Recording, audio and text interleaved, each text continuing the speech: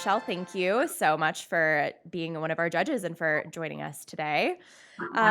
So first, with the FD Site Awards that are currently running on 1851, just wanted to kind of see overall as you were going through the websites, was there anything that stood out to you or anything overall that kind of, you recognized as either being a trend or something to look out for with the franchise development website kind of state of things right now?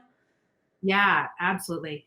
Mhm. There's way more information available on sites than I think there's ever been in the past. There definitely used to be more gated, or Mhm. behind that form, the form stopped you from seeing anything. So way more information available and a lot more storytelling through case studies, testimonials, all of that. Absolutely. And how really have you seen this evolve since you first started within the industry?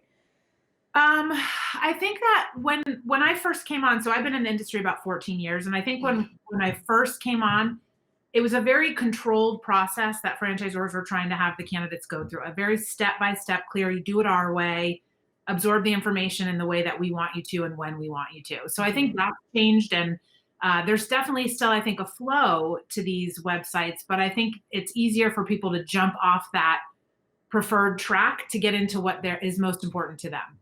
Absolutely. And that's one of the things that we've been talking about a lot, even internally with our agency. And we make a lot of websites. And one of the things that's really standing out is consumers now don't necessarily want to be shown. They might want to be incognito for a while. Just because they fill out a form doesn't mean that they're ready necessarily to get consistent calls from a sale Absolutely. team.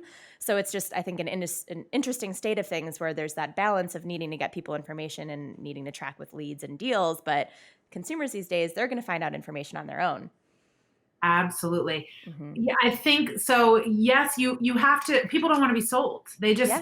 It's changed. They don't want to be sold. They want to be educated, and they want to find what's relevant to them. So I think every good franchise development team has identified who's the right person that they want to talk to, and Hmm. how can we present the information to either get those people out of our funnel before they talk to us, or more importantly, make sure they understand that this is an opportunity that might be perfect for them, and to connect with us, talk with us directly instead of just doing a self-guided exploration of it. Absolutely. And what do you think it is on an FD site that brands really need to have on there to make sure that they're attracting that, core audience that they have as their ideal candidate? Well, I don't even know if it's what they need to have for their that's an interesting question. I think when I was going through these sites, I think what I was looking for is, I know a lot more about these brands. So I Hmm. know Planet Fitness is not looking for every person that fills out a form to talk to. They're more selective. They're looking to get rid of people or have them self-select out before they get to talking to someone, because your franchise development team's time is just as precious as the candidate. So Hmm. I knew more going into this site that there were some people that had limited territory, had really strict financials. So I could tell what they were doing to try and provide information, but also help make the contacts that they're making through their site more quality, Hmm. versus a newer emerging franchise system that they just want to have conversations. They just want to Right. build their brand. They want to just talk to candidates, and there's nothing wrong with either of those approaches. So I think that's going to impact how you design your site and what you're looking to do. But I think every franchise company has to have content. They have to have storytelling. They need to show stories of what their franchisees' day is like, or where they came from before. Anything that tells more of that personal side for the people that connect to that storytelling. And then you have to have data. So it's either strong financial information, what you're sharing in your FDD, success stories, revenue. You got to hit the number side, and you got to hit the story and the compelling emotion side, I think. So as long as you're balancing both of those, then you need to focus on how do you eliminate those tire kickers, or just get everyone you can to connect with you based on what your goal is. Yeah, I couldn't agree more. I think that this is an emotional decision that people are Yeah. deciding to invest their life savings into buying this business. And especially for that single unit operator, being able to see themselves in the shoes of an owner that's already doing it. We like to refer to them here as a like me story, that content that explains, this person used to be a teacher or a banker, was in corporate America, and now look at what they're doing. I definitely think that the value of that content, it's people want to be able to envision themselves in this long term. So that I think I completely agree, is one of the biggest points that can't be overlooked. Yeah. Yeah. Absolutely. And your website development efforts are not different from your sales team anymore. I think it used Yeah. to be very much a segmented marketing, an MQL versus a sales conversation. But that's not it anymore. If you have the right sales team, they're not selling your concept. They're really making sure it's a good fit for both parties and understanding that the person you're talking to is probably investing everything or most of what they have, and that's from a financial standpoint and a time standpoint. Yeah. So you really are doing a great service for your sales team if your website is kind of starting that initial conversation or setting that relationship up for success that way. Absolutely. And as you were going through the sites, obviously content is one of the things that we both agree needs to be on there. Is there anything that stood out to you as something that was being overlooked or maybe something that was outdated that maybe brands should think about reconsidering or potentially removing from their sites? Yeah, I think that I mean, I don't think a lot of these people would submit their sites unless they thought that they were strong. So I think Mhm. there's a lot more out there that's not as strong that were just kind of self-eliminated.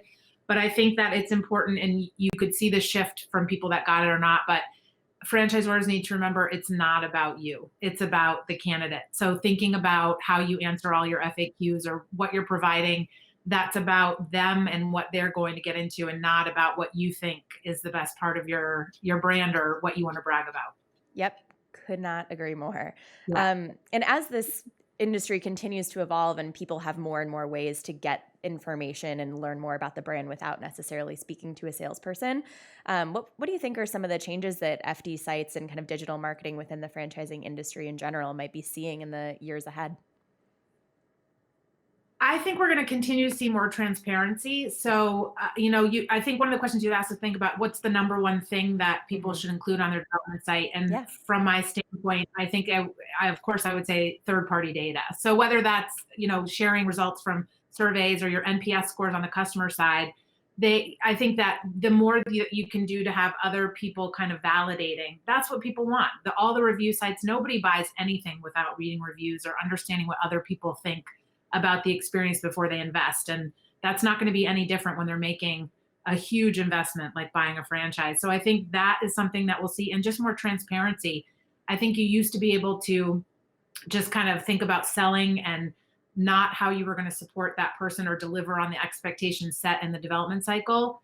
And now you need to have that person coming into your system with eyes wide open, that they know what they're getting into, because it's all that, I mean, that's how you start the entire relationship, is those expectations Yeah. set in the development process are just crucial for the success of both the brand and the franchisee, that you're not just kind of overselling something that isn't really what's going to happen when they're running their business. Yeah, I mean, and that's how bad validation happens. If you're saying that X is going to happen and really it ends up being Y and Z, then you're going to run into that problem because I completely agree. Reviews, it's a good point.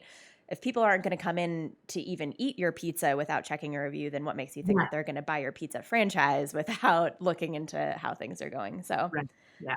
And there's reputation management that's out there, but it mhm, really is a lot easier to just make promises and keep them, deliver or over deliver on what you promise. And that's a lot less costly than trying to repair relationships or replace franchisees that fail and get out. So I think just we'll see more and more transparency and making that information available that people need to make that decision whether you're the right fit for them. absolutely. All right. Well, Michelle, thank you so much again. Looking forward to kind of seeing the results play out here over the course of the month. But Absolutely. I Yeah, we think, can't wait to share who the winners are, because I know yeah, everyone wants to get best practices from them. absolutely. All right. Yeah. Thank you. Thanks, Cassie. Have a great day.